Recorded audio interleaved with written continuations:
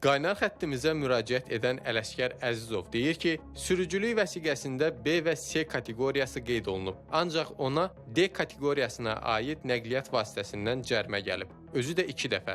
99 JN 602 dövlət qeydiyyat nişanlı avtobusun pozduğu qaydanın cəzasını Ələsgər Əzizovun ayağına yazıblar. 1987-ci ildə pravanı almışam, vəsiqəni, sürücülük vəsiqəsini. Mən o vəsiqəni də alanda mənə BC kateqoriyasını veriblər. Yəni ki, məndə o D vəbşə olmayıb. Uzun illər işləmişəm, yəni ki, o avtobusa mənə ümumiyyətlə aidliyi yoxdur.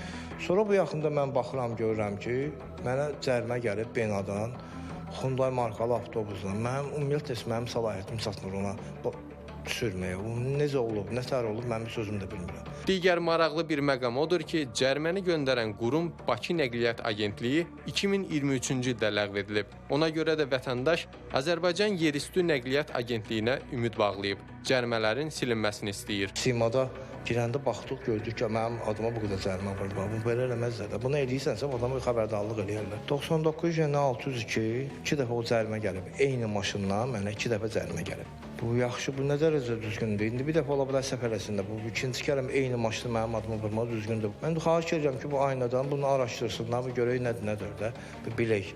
Mənə də qaranlıq qalır ki, mənim ona kateqoriyam olundu, mənə nətər onu yazıblar.